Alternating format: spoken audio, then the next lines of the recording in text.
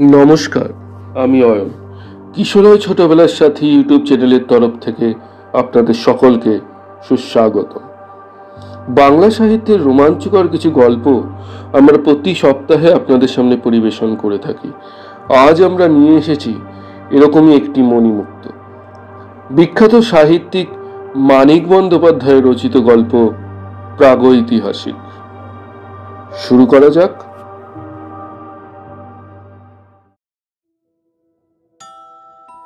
সমস্ত বর্ষাকালটা ভিকু ভয়ানক কষ্ট পেয়েছে।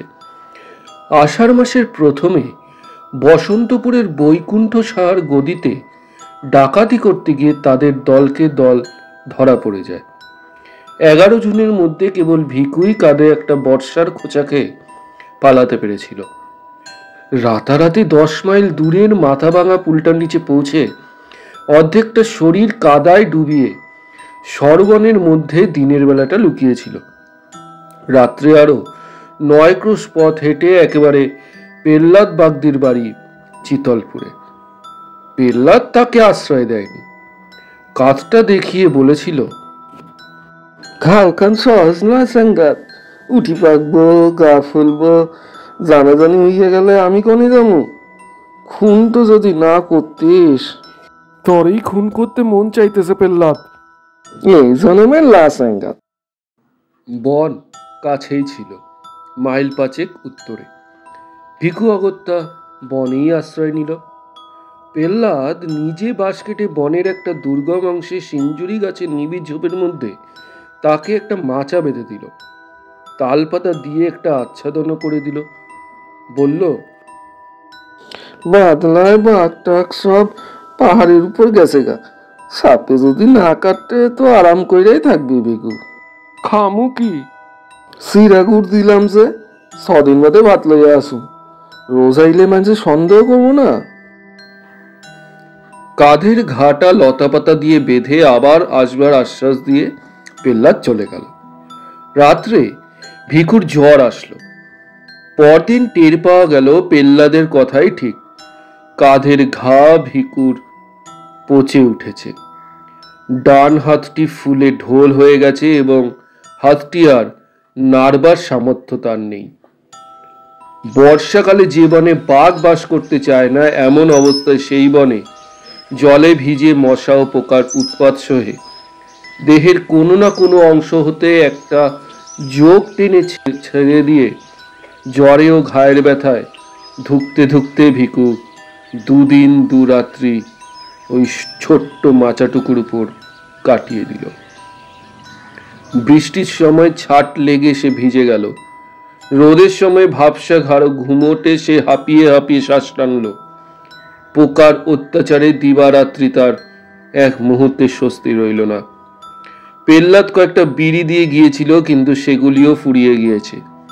3-4 দিনের মতো চিড়ে আছে বটে, কিন্তু গুড় একটুও নেই। গুড় ফুরিয়েছে, কিন্তু গুড়ের লোভে যে লাল পিঁপড়াগুলি ঝাঁক বেঁধে এসেছিল তারা এখনো মাচার উপরে ভিড় করে আছে। ওদের হতাশার জ্বালা ভিকুই অবিরত ভোগ করছে সর্বাঙ্গে।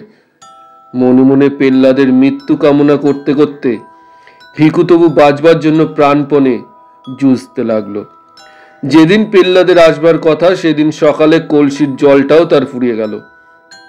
বিকেল পর্যন্ত পেল্লাদের জন্য অপেক্ষা করে তৃষ্ণার পীড়ন আর সহ্য করতে না পেরে কলসিটা নিয়ে সে যে কত কষ্টে খানিক দূরে নালা হইতে আধ কলসি জল ভরে এনে আবার মাচায় উঠল, তার বর্ণনা হয় না।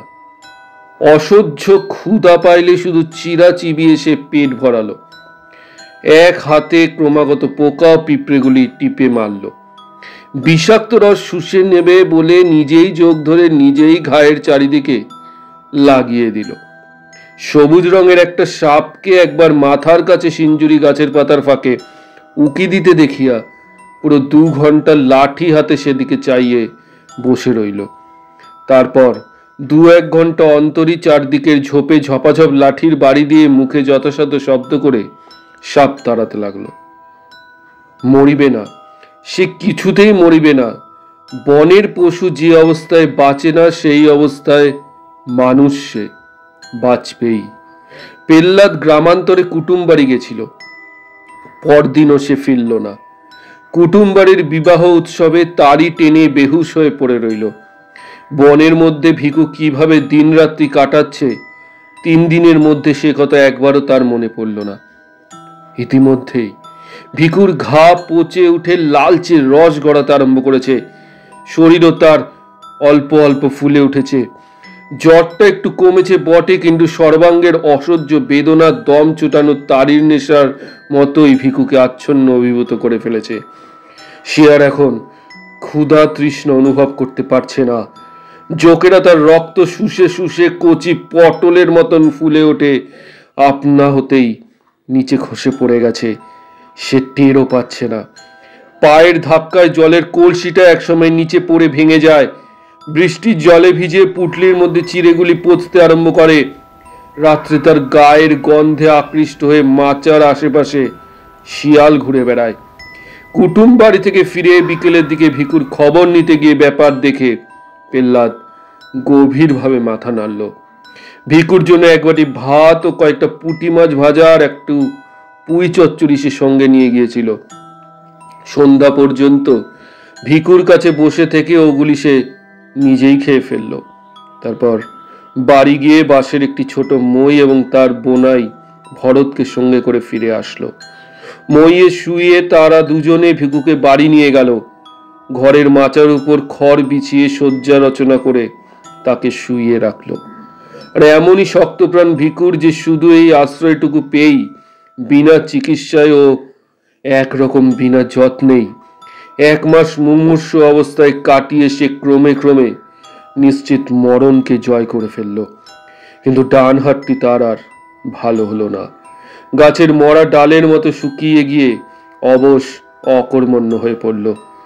প্রথমে অতি কষ্টে হাতটা সে একটু নাড়তে পারত, কিন্তু শেষ পর্যন্ত সে ক্ষমতাটুকু তার নষ্ট হয়ে গেল।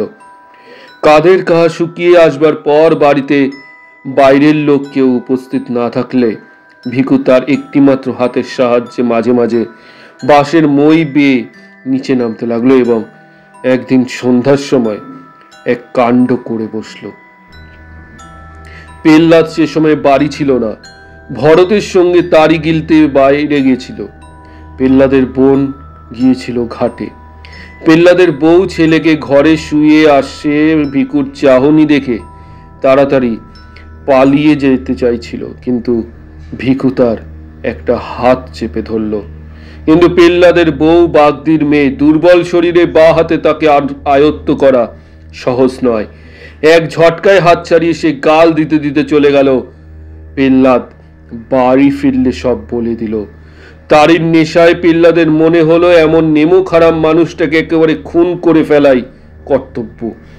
হাতের মোটা বাঁশের লাঠিটা বউয়ের পিঠে এক ঘা বসিয়ে দিয়ে ভিখুর মাথা ফাটাতে গিয়ে নেশার মধ্যেও কিন্তু টের পেতে তার বাকি রইল না যে কাজটা যত বড় কর্তব্যই হোক সম্ভব একেবারেই নয়। ভিখু তার ধারালো ঘাটি বা হাতে শক্ত করে বাগিয়ে ধরে আছে। সুতরাং খুনোখুনির পরিবর্তে তাদের মধ্যে কিছু অশ্লীল কথার আদান প্রদান হয়ে গেল। শেষে পেল্লাদ বলিল, তোর লাইগে আমার 7 টাকা খরচ গেছে, টাকাটা দে দিয়া বাইর আমার বাড়ির থেকে দূরা। ভিখু বলল, আমার কোমরে একখান বাজু বাইদা রাখছিলাম, তুই চুরি করছস, আগে আমার বাজু ফিরাইয়া দে তবে যাবো। তো বাজুর খবর জানে কেটারে? বাজু দে কইলাম পেল্লাদ, ভালো চাস তো। বাজু না দিলি শালা বাড়ির মেজো কর্তার মতো তোর গলা খান একখান কোপে 2 ফাঁক কইরা ফেলুম, এই তোরে আমি কইয়া রাখলুম। বাজু পালি আমি অখনই যাবো গিয়া। কিন্তু বাজু ভিখু ফেরত পেল না। তাদের মধ্যে বিবাদের মধ্যে ভরত এসে পড়ায় দুজনে মিলে ভিখুকে তারা কায়দা করে ফেলল। পেল্লাদের বাহুতে একটা কামড় বসিয়ে দেওয়া ছাড়া দুর্বল ও পঙ্গু ভিখু আর বিশেষ কিছুই করে উঠতে পারল না। পেল্লাদ ও তাহার বোনাই তাকে মারিতে মারিতে আধমরা করে ফেলে বাড়ির বাইরে বার করে দিল। ভিখুর শুকিয়ে আসা ঘা ফেটে রক্ত পড়ছিল। হাত দিয়ে রক্ত মুছতে মুছতে ধুকতে ধুকতে সে চলে গেল। রাত্রির অন্ধকারে সে কোথায় গেল কেউই তা জানিতে পারল না বটে, কিন্তু দুপুর রাতে পেল্লাদের ঘর জ্বলে উঠে বাগদিপাড়ায় ভীষণ হইচই বেঁধে গেল। পেল্লাদ কপাল চাপড়াতে চাপড়াতে বলতে লাগলো, হায় সর্বনাশ, হায় সর্বনাশ, ঘরকে আমার শনি আইছিল গো, হায় সর্বনাশ। কিন্তু পুলিশের টানাটানির ভয়ে মুখ ফুটে বেচারি ভিকুর নামটা পর্যন্ত করতে পারল না। সেই রাত থেকে ভিকুর আদিম অসভ্য জীবনের দ্বিতীয় পর্যায় আরম্ভ হলো। চিতলপুরের পাশে একটি নদী আছে। পেল্লাদের ঘরে আগুন দিয়ে এসে একটি জেলে ডিঙি চুরি করে ভিকু নদীর স্রোতে ভেসে গিয়েছিল। লগি ঠেলবার সামর্থ্য তার ছিল না। একটা চ্যাপ্টা বাঁশকে হালের মতো করে ধরে রেখে সে সমস্ত রাত কোনো রকমের নৌকোর মুখ দিয়ে সিধা রেখে চলছিল। সকাল হওয়ার আগে শুধু স্রোতের টানে সে বেশি দূর আগাতে পারেনি। ভিকুর মনে আশঙ্কা ছিল ঘরে আগুন দেওয়ার শোধ নিতে পেল্লাদ হয়তো তাহার নামটা প্রকাশ করে দেবে, কিন্তু মনের জ্বালায় নিজের অসুবিধার কথাটা ভাববে না। পুলিশ বহুদিন যাবৎ তাকে ধরবার চেষ্টা করছে। বৈকুণ্ঠ সাহার বাড়িতে খুনটা হওয়ার ফলে তাদের চেষ্টা আরো বেড়েছে, বই কমেনি। পেল্লাদের কাছে খবর পেলে পুলিশ আশেপাশে চারিদিকেই তার খোঁজ করবে। 20-30 মাইলের মধ্যে লোকালয়ে মুখ দেখানো তার পক্ষে বিপদের কথা, কিন্তু ভিকু তখন মরিয়া হয়ে উঠেছে। কাল বিকাল থেকে সে কিছু খায়নি। দুজন জুয়ান মানুষের হাতে বেদম মার খেয়ে এখনো দুর্বল শরীরটা তার ব্যথায় আড়ষ্ট হয়ে আছে। ভোর ভোর মহকুমা শহরের ঘাটের সামনে পৌঁছে সে ঘাটে নৌকা লাগালো। নদীর জলে ডুবে ডুবে স্নান করে গায়ের রক্তের চিহ্ন ধুয়ে ফেলে শহরের ভিতরে প্রবেশ করিল। ক্ষুধায় সে চোখে অন্ধকার দেখছিল। একটি পয়সাও তার সঙ্গে নেই যে মুড়ি কিনে খায়। বাজারের রাস্তায় প্রথম যে ভদ্রলোকটির সঙ্গে দেখা হলো তারই সামনে হাত পাতিয়া সে বলিল,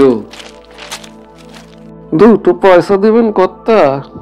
তার মাথা জট বাঁধা চাপচাপ রুক্ষ ধূসর চুল, কোমরে জড়ানো মাটির মতো ময়লা ছেঁড়া ন্যাকড়া দড়ির মতো জীর্ণ দোদুল্যমান হাতড়ি দেখে ভদ্রলোকটির বুঝি দয়া হলো। তিনি তাকে 1 পয়সা দান করলেন। ভিকু বলল, একটা দিলেন বাবু, আরেকটা দেন। ভদ্রলোক চোটে বললেন, আরেকটি দিলাম তাতে হল না, ভালো ভাগান দিয়ে। এক মুহূর্তের জন্য মনে হলো ভিকু বুঝি তাকে একটা বিশ্রী গালি দিয়ে দেবে, কিন্তু সে আত্মসম্বরণ করল। গাল দেওয়ার বদলে আরক্ত চোখে তার দিকে একবার কটমট করে তাকে সামনের মুড়ি মুড়কির দোকানে গিয়ে পয়সাটা দিয়ে মুড়ি কিনে গোগ্রাসে গিলতে আরম্ভ করলো। সেই হলো তার ভিক্ষা করবার হাতে করি। কয়েকদিনের ভিতরেই সে পৃথিবীর বহু পুরাতন ব্যবসাটির এই প্রকাশ্যতম বিভাগের আইন কানুন সব শিখে ফেলল। আবেদনের ভঙ্গি ও ভাষা তার জন্ম ভিখারির মতো আয়ত্ত হয়ে গেল। শরীর এখন আর সে একেবারেই সাফ করে না। মাথার চুল তার ক্রমেই জট বেঁধে বেঁধে দলা দলা হয়ে যায় এবং তাতে অনেকগুলি উকুন পরিবার দিনের পর দিন বংশবৃদ্ধি করে চলে। ভিকু মাঝে মাঝে খ্যাপার মতো 2 হাতে মাথা চুলকায়, কিন্তু বাড়তি চুল কেটে ফেলতে ভরসা পায় না। ভিক্ষা করে সে একটা ছেঁড়া কোট পেয়েছে। কাদের ক্ষত চিহ্নটা ঢেকে রাখবার জন্য দারুণ গুমটের সময়ও সে কোটটা গায়ে চাপিয়ে রাখে। শুকনো হাতখানা তার ব্যবসার সবচেয়ে জোরালো বিজ্ঞাপন। এই অঙ্গটি ঢেকে রাখলে তার চলে না। কোটের ডান দিকের হাতটি সে তাই বগলের কাছ হতে ছিঁড়ে বাদ দিয়েছে। একটি টিনের মগ ও একটা লাঠিও সে সংগ্রহ করে নিয়েছে। সকাল থেকে সন্ধ্যা পর্যন্ত বাজারের কাছে রাস্তার ধারে একটা তেঁতুল গাছের নিচে বসে সে ভিক্ষে করে। সকালে 1 পয়সার মুড়ি খেয়ে নেয়। দুপুরে বাজারের খানিক তফাতে একটা পুরো বাগানের মধ্যে ঢুকে বট গাছের নিচে ইটের উনুনে মেটে হাঁড়িতে ভাত রান্না করে। মাটির মালসায় কোনোদিন রাতে ছোট মাছ, কোনোদিন তরকারি। পেট ভরে খেয়ে বট গাছটাতেই হেলান দিয়ে বসে আরামে বিড়ি টানে। তারপর আবার তেঁতুল গাছটায় নিচে গিয়ে বসে। সারাটা দিন শ্বাস টানা কাতরানির সঙ্গে সে বলে যায়, এই বাবা, এটা পয়সা আমাকে দিলে ভগবান দেব, এই বাবা একটু পয়সা দে না। অনেক প্রাচীন বুলির মতো ভিক্ষায়াং নৈব নৈব চল শ্লোকটা আসলে অসত্য। সারাদিনে ভিক্ষুর সামনে দিয়ে 1000-1500 লোক যাতায়াত করে এবং গড়ে প্রতি 50 জনের মধ্যে একজন তাকে পয়সা অথবা আদলা দেয়। আদলার সংখ্যা বেশি হলে সারাদিনে ভিক্ষুর 5-6 আনা রোজগার হয়, কিন্তু সাধারণত তার উপার্জন 8 আনার কাছাকাছি থাকে। সপ্তাহে এখানে 2 দিন হাট বসে। হাটবারের উপার্জন তার একটা পুরো টাকার নিচে নামে না। এখন বর্ষাকাল অতিক্রান্ত হয়ে গেছে। নদীর দুতীর কাশে সাদা হয়ে উঠেছে। নদীর কাছেই বিশু মাঝির বাড়ির পাশের ভাঙা চালাটা ভিখু মাসিক 8 আনায় ভাড়া করেছে। রাত্রে সে ওখানেই শুয়ে থাকে। ম্যালেরিয়ায় মৃত এক ব্যক্তির জীর্ণ কিন্তু পুরো একটি কাঁথা সে সংগ্রহ করেছে। লোকের বাড়ির ঘরের গাদা থেকে চুরি করে এনে খড় বিছিয়ে তার উপর কাঁধটি পাতিয়া সে আরাম করে ঘুমায়। মাঝে মাঝে শহরের ভিতরে গৃহস্থ বাড়িতে ভিক্ষা করতে গিয়ে সে কয়েকখানা ছেঁড়া কাপড় পাইয়াছে, তাই পুটলি করে বালিশের মতো ব্যবহার করে। রাত্রে নদীর জল বাতাসে শীত করতে থাকলে পুটলি খুলে একটি কাপড় গায়ে জড়িয়ে নেয়। সুখে থেকে এবং পেট ভরে খেয়ে কিছুদিনের মধ্যে ভিকুর দেহে পূর্বের স্বাস্থ্য ফিরে আসলো। তার হাত ছাতি ফুলে উঠল। প্রত্যেকটি অঙ্গ সঞ্চালনে হাতের ও পিঠের মাংসপেশি নাচে উঠতে লাগলো। অবরুদ্ধ শক্তির উত্তেজনায় ক্রমে ক্রমে মেজাজ উদ্ধত অসহিষ্ণু হয়ে পড়ল। অভ্যস্ত বুলি আউড়িয়ে আউড়িয়ে কাতর ভাবেই সে এখনো ভিক্ষা চায়, কিন্তু ভিক্ষা না পেলে তার ক্রোধের সীমা থাকে না। পথে লোকজন না থাকলে তার প্রতি উদাসীন প্রতীক্ষে সে অশ্লীল গাল দিয়ে বসে। 1 পয়সার জিনিস কিনে ফাও না পেলে দোকানিকে মারতে ওঠে। নদীর ঘাটে মেয়েরা স্নান করতে নামলে ভিক্ষা চাইবার চলে জলের ধারে গিয়ে দাঁড়ায়। মেয়েরা ভয় পেলে সে খুশি হয় এবং সরে যেতে বললে নড়ে না, দাঁত বাইর করে দুর্বিনীত হাসি হাসে। রাত্রে স্বরচিত শয্যায় সে ছটফট করে। নারী সঙ্গহীন এই নিরুৎসব জীবন আর তার ভালো লাগে না। অতীতের উদ্দাম ঘটনাবহুল জীবনটির জন্য তার মন হাহাকার করে। তারির দোকানে ভারে ভারে তারি গিলে সে হল্লা করিত, টলতে টলতে বাসির ঘরে গিয়ে উন্মত্ত রাত্রি যাপন করিত। আর মাঝে মাঝে দল বেঁধে গভীর রাত্রে গৃহস্থের বাড়ি চড়াও হয়ে সকলকে মেরে কেটে টাকা ও গয়না লুট রাতারাতি উদয় হয়ে যাইত। স্ত্রীর চোখের সামনে স্বামীকে বেঁধে মারলে তার মুখে যে অবর্ণনীয় ভাব দেখা দিত। পুত্রের অঙ্গ হতে ফিনকি দিয়ে রক্ত ছুটতে মা যেমন করে আর্তনাদ করে উঠত, মশালের আলোয় সে দৃশ্য দেখা আর সেই আর্তনাদ শোনার চেয়ে উন্মাদনাকর নেশা জগতে আর কি আছে? পুলিশের ভয় গ্রাম থেকে গ্রামান্তরে পালিয়ে বেরিয়ে আর বনে জঙ্গলে লুকিয়ে থেকে যেন তখন সুখী ছিল। তার দলের অনেকেই বারবার ধরা পড়ে জেল খেটেছে, কিন্তু জীবনে একবারের বেশি পুলিশ তার নাগাল পায়নি। রাখু বাগদির সঙ্গে পাহানায় শ্রীপতি বিশ্বাসের বোনটাকে যেবার সে চুরি করেছিল, সেইবার 7 বছরের জন্য তার কয়েদ হয়েছিল, কিন্তু 2 বছরের বেশি কেউ তাকে জেলে আটকে রাখতে পারেনি। এক বর্ষার সন্ধ্যায় জেলের প্রাচীর ডিঙিয়ে সে পালিয়েছিল। তারপরে একাশে গৃহস্থ বাড়িতে ঘরের বেড়া কেটে চুরি করেছে।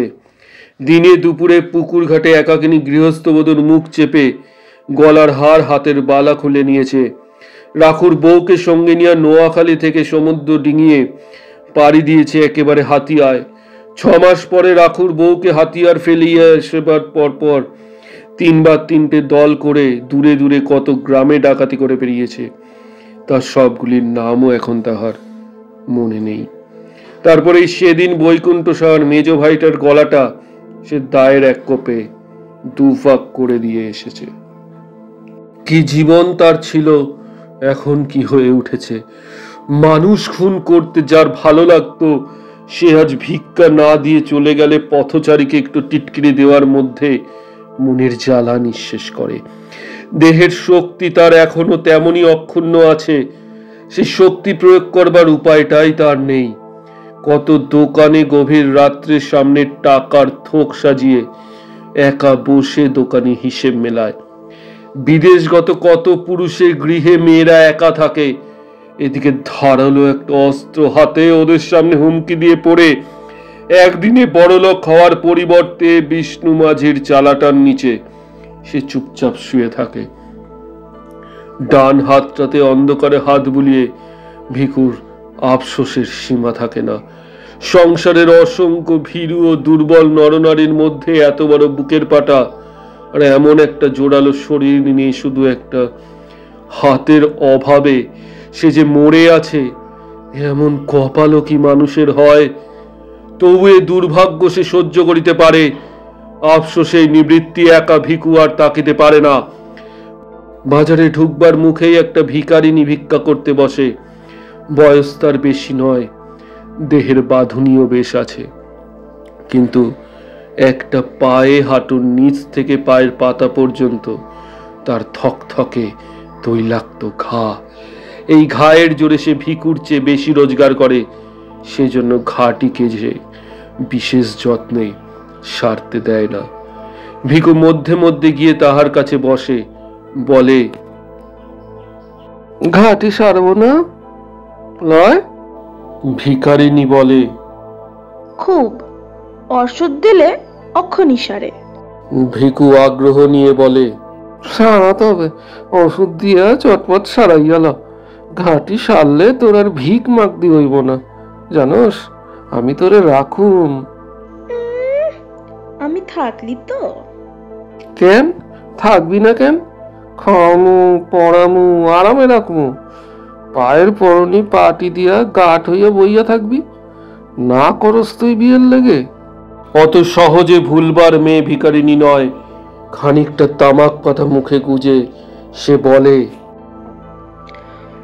দুদিন বাদে মরে যখন তুই খেদাইয়া দিবি, ঘাটি মই তখন বামু কনে।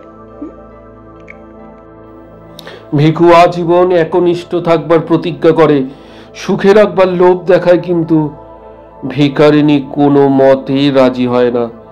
ভিখু ক্ষুণ্ণ মনে ফিরে আসে। এদিকে আকাশে চাঁদ ওঠে, নদীতে জোয়ার ভাটা হয়, শীতের আমেজে বায়ুস্তরে মাদকতা দেখা দেয়। ভিখুর চালার পাশে কলা বাগানে চাপা কলার কাঁদি শেষ হয়ে আসে। বিষ্ণু মাঝি কলা বিক্রির পয়সায় বউকে রূপার গোট কিনে দেয়। তালের রসের মধ্যে নেশা ক্রমেই ঘোরালো ও জমাট হয়ে ওঠে। ভিখুর প্রেমের উত্তাপে ঘৃণা উবে যায়, নিজেকে সে আর সামলাতে পারে না। একদিন সকালে উঠেই সে ভিখারিনীর কাছে যায়, বলে, আচ্ছা চ ঘাটি লই আইস। ভিখারিনী বলে, আগে এবার বড় নয়, যা এখন মর গিয়া আখড়ে তলে সালি খাওয়া গিয়া। কেন শালি খাওনের কথাটা কি? তোর লিগা হা কইরা বসে আছি, ভাবছস তুই বটে, আমি উহার সাথে রইছি। ওদিকে তাকাইয়া ভিখু দেখতে পায় তারই মতো জোয়ান দাড়িওয়ালা এক খঞ্জ ভিখারি খানিক তফাতে আসন করেছে। তার ডান হাতটির মতো ওর একটি পা হাঁটুর নিচে শুকিয়ে গেছে। বিশেষ যত্ন সহকারে এই অংশটুকু সামনে মেলে রেখে সে আল্লাহর নামে সকলের দয়া প্রার্থনা করছে। পাশে পড়ে আছে কাঠের একটা কৃত্রিম রস্য পা। ভিখারিনী আবার বলল, বসস যে, যা পালাইয়া যা, দেখলি খুন করে ফেলাইব কইয়া দিলাম। ভিখু বলল, আরে তখন ওইসব এমন হালাই করতেছে, উহার মতো 10টা মাইন্সেরে আমি একা ঘায়াল কইরা দিবার পারতাম, তা জানোস? পরস তো জানা, উহার সাথে লাগনা গিয়া আমার কাছে কি? উহাকে তুই সারান দে, আমার কাছে চ। ই রে সোনা, তামুক খাওয়া ঘা দেখা পিছাইছিলি, তোর লগে আর খাতির কি রে হালার পুত? উহারে সারুম কেন? উহার মতো কামাস তুই? বর আছে তোর, ভাগবি তো ভাগ, নইলে গাল দিমু কইয়া দিলাম। ভিখু তখনকার মতো প্রস্থান করে, কিন্তু হাল ছাড়ে না। ভিখারিনীকে একা দেখলেই কাছে এসে দাঁড়ায়, ভাব জমাবার চেষ্টা করে বলে, তোর নাম তো কি রে? এমনি তারা পরিচয়হীন যে কতকাল পরস্পরের নাম জিজ্ঞাসা করবার প্রয়োজন বোধ করেনি। ভিখারিনী কালো দাঁতের ফাঁকে হাসে। ফের লাগতে হইছিস, ওই বুড়ির কাছে যা। ভিখু তার কাছে উবু হয়ে বসে।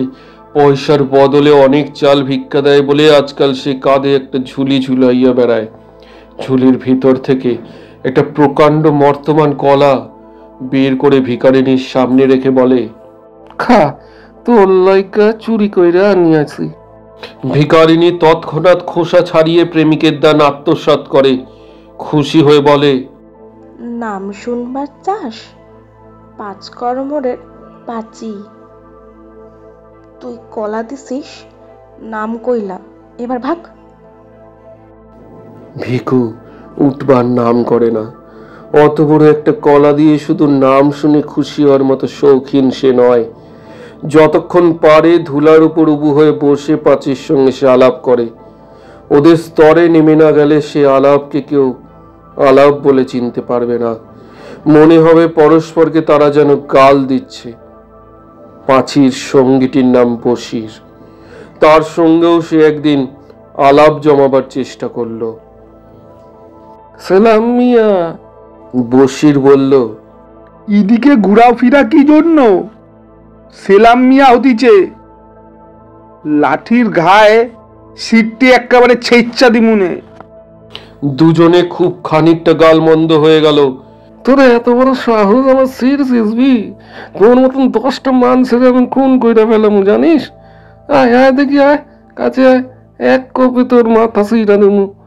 বড় বড় কথা, ভাগ এখান দিয়া। তোর পাশিরে আমি বিয়া করুম, দেখালস। অরে বেটা, তোর পাশিরে আমি বিয়া করুম কইতাছিস? কইরা দেখা দেখি, আমার দিয়ে আমার পাশিরে কে নিয়ে যায় আমিও দেখুন। তা সির কান ছিড়া নিমু না আমি? ভিকুর হাতে লাঠি ও বশিরের হাতে মস্ত একটা পাথর থাকায় মারামারিটা আর হলো না। নিজের তেঁতুল গাছের তলায় ফিরে যাওয়ার আগে ভিকু বলিল, তোরে নিপাত করতেছি, দাঁড়া। বশির বলিল, ফের ওয়ার সাথে বাতচিত করলি জানে মাইরা দিমু। আল্লাহর কি রে। এই সময় ভিকুর উপার্জন কমে আসলো। পথ দিয়ে প্রত্যহ নতুন নতুন লোক যাতায়াত করে না। একেবারে প্রথমবারের জন্য যারা পথটি ব্যবহার করে দৈনন্দিন প্রতীকদের মধ্যে তাদের সংখ্যা 2 মাসের ভিতরেই মুষ্টিমেয় হয়ে আসে। ভিক্ষুকে একবার যারা একটি পয়সা দিয়েছে পুনরায় তাকে দান করবার প্রয়োজন তাদের অনেকেই বোধ করে না। সংসারে ভিখিরির অভাব নেই। কোনো রকমই ভিকুর পেট চলতে লাগলো। হাটবার ছাড়া রোজগারের একটি পয়সাও সে বাঁচাতে পারল না। সে ভাবনায় পড়ে গেল। শীত পড়লে খোলা চালার নিচে থাকা কষ্টকর হবে। যেখানে হোক চারদিক ঘেরা যেমন তেমন ঘর একখানা তার চাই। মাথা গুজবার একটা ঠাই আর দুবেলা খাইতে না পেলে কোনো যুবতী ভিখারিনী তার সঙ্গে বাস করতে রাজি হবে না। অথচ উপার্জন যেভাবে কমে আসছে এভাবে কমতে থাকলে শীতকালে নিজেই হয়তো সে পেট ভরে খেতে পারবে না। যেভাবেই হোক আয় তাকে বাড়াতেই হবে। এখানে থেকে আয় বাড়বার কোনো উপায় সে দেখতে পায় না। চুরি ডাকাতির উপায় নেই, মজুর খাটবার উপায় নেই। একেবারে খুন করে না ফেললে কারো কাছে অর্থ ছিনিয়ে নেওয়া এক হাতে সম্ভব নয়। পাঁচিকে ফেলে এই শহর ছেড়ে কোথাও যেতে তার ইচ্ছা হয় না। নিজের ভাগ্যের বিরুদ্ধে ভিকুর মন বিদ্রোহী হয়ে ওঠে। তার চালার পাশে বিষ্ণু মাঝির সুখী পারিবারিক জীবনটা তাকে হিংসায় জর্জরিত করে দেয়। এক একদিন বিহুর ঘরে আগুন ধরিয়ে দেওয়ার জন্য মন ছটফট করে ওঠে। নদীর ধারে খ্যাপার মতো ঘুরতে ঘুরতে মাঝে মাঝে তার মনে হয় পৃথিবীর সমস্ত পুরুষকে হত্যা করে পৃথিবীর যত খাদ্য যত নারী আছে একা সব দখল করতে না পারলে তার তৃপ্তি হবে না। আরো কিছুকাল ভিকু এমনই অসন্তোষের মধ্যে কাটিয়ে দিল। তাপের একদিন গভীর রাত্রে ঝুলির মধ্যে তার সমস্ত মূল্যবান জিনিস ভরে জমানোর টাকা কটি কোমরের কাপড়ে শক্ত করে বেঁধে ভিকু তার চালা থেকে বের হয়ে পড়ল। নদীর ধারে একদিন সে হাতখানেক লম্বা একটা লোহার শিক কুড়িয়ে পেয়েছিল। অবসর মতো পাথরে ঘষিয়া ঘষিয়া শিকটির একটা মুখ সে চোখা করেছে। এই অস্ত্রটিও সে ঝুলির মধ্যে ভরে সঙ্গে নিল। আকাশের অন্ধকারে তারা যখন ঝিকমিক করছে, ঈশ্বরের পৃথিবীতে যখন শান্ত স্তব্ধতা, বহুকাল পরে মধ্যরাত্রির জনহীন জগতের মনের মধ্যে ভয়ানক একটা কল্পনা বিচরণ করতে বের হয়ে গেল ভিকু। ভিকুর এইভাবে বের হতে খুব আনন্দ বোধ হলো। নিজের মনে অস্ফুট স্বরে যে বলল, বাটি লইয়া দানটিরে যদি রেহাই দিত ভগবান। নদীর ধারে আধ মাইল পথ হেঁটে সংকীর্ণ পথ দিয়ে সে শহরে প্রবেশ করলো। বাজার বা হাতে রেখে ঘুমন্ত শহরের বুকে ছোট ছোট অলিগলি দিয়ে শহরের অপর প্রান্তে গিয়ে পৌঁছলো। শহরে যাওয়ার পাকা রাস্তাটি এখান দিয়ে শহর হতে বাহির হয়েছে। নদী ঘুরে এসে 2 মাইল তফাৎ এই রাস্তারই পাশে পাশে মাইল খানেক গিয়ে আবার দক্ষিণে দিক পরিবর্তন করেছে। কিছু দূর পর্যন্ত রাস্তার দুদিকে ফাঁকে ফাঁকে 2-1টি বাড়ি চোখে পড়ে। তারপর ধানের ক্ষেত ও মাঝে মাঝে জঙ্গলাকীর্ণ পতিত ভাঙার দেখা পাওয়া যায়। এমনই একটা জঙ্গলের ধারে খানিকটা জমি সাফ করে 5-7খানা কুড়ে তুলে কয়েকটা হতভাগা মানুষ একটি দরিদ্রতম পল্লী স্থাপিত করেছে।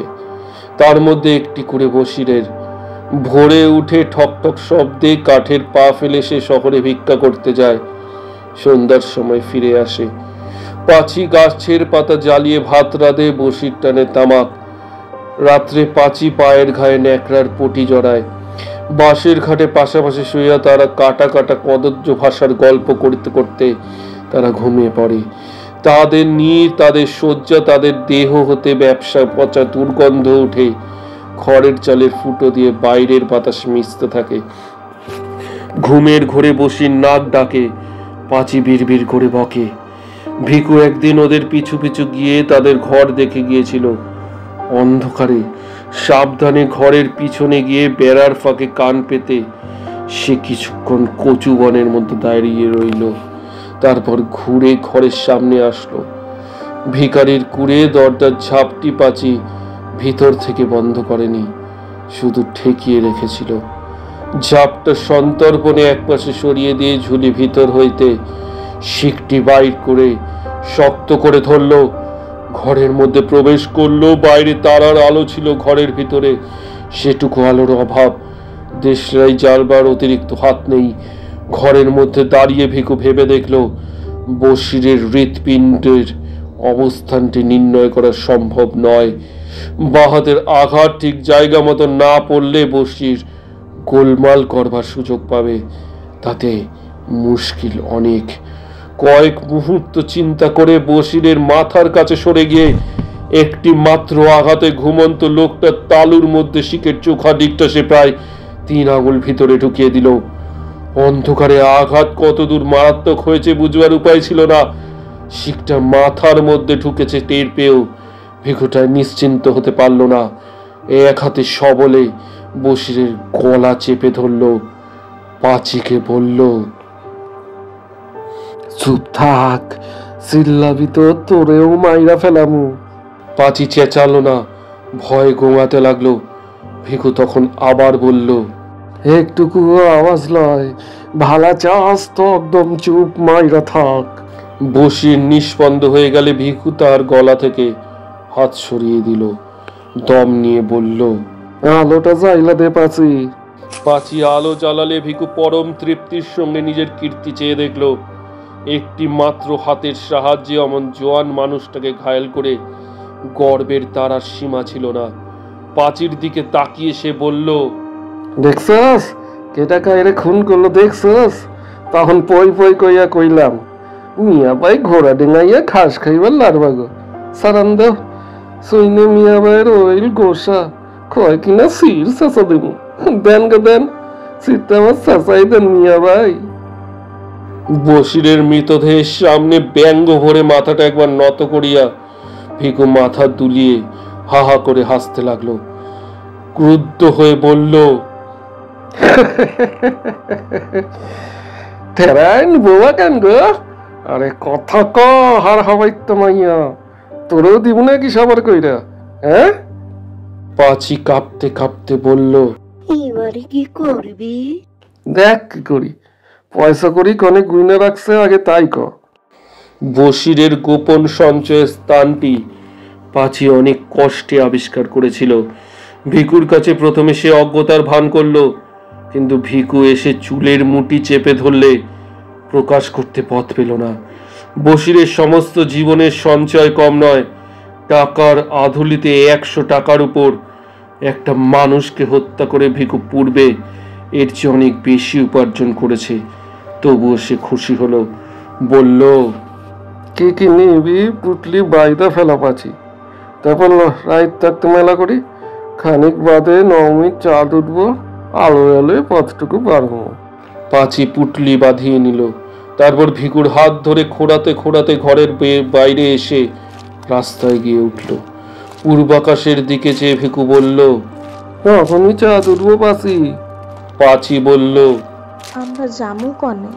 সদর ঘাটে না চুরি করু, বিয়ানে সিপ্তিপুরের সামনে জঙ্গলার মধ্যে ঢুইকা থাকুন, রাইতে একদম সদর। পাঁচা লেগে চ পাচ্ছি, এক কোষ পথ হাঁটন লাগবো।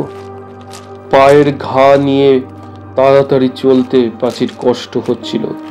ভিকু একসময় দাঁড়িয়ে পড়ল, বলল, পায়নি তুই ব্যথা পাস পাচ্ছি? হু, ব্যথা জানায়। পিঠে চাপামু? পারবি কেন? পারুম, আয়। ভিকুর গলা জড়িয়ে ধরে পাঁচি তার পিঠের উপর ঝুলে রইল। তার দেহের ভারে সামনে ঝুঁকে ভিকু জোরে জোরে পথ চলতে লাগলো। পথের দুদিকে ধানের ক্ষেত আবছা আলোয় নিঃসারে পড়ে আছে। দূরে গ্রামের গাছপালার পিছন থেকে নবমীর চাঁদ আকাশে উঠে এসেছে। ঈশ্বরের পৃথিবীতে শান্ত স্তব্ধতা। হয়তো ওই চাঁদ আর এই পৃথিবীরও কোনো ইতিহাস আছে, কিন্তু যে ধারাবাহিক অন্ধকার মাতৃগর্ভ থেকে সংগ্রহ করে দেহের অভ্যন্তরে লুকিয়ে ভিকু ও পাঁচি পৃথিবীতে এসেছিল, এবং যে অন্ধকার তারা সন্তানের মাংসল আবেষ্টনীর মধ্যে গোপন রেখে যাবে, তা প্রাগৈতিহাসিক। পৃথিবীর আলো আজ পর্যন্ত তাহার নাগাল পায়নি, কোনোদিন পাবেও না।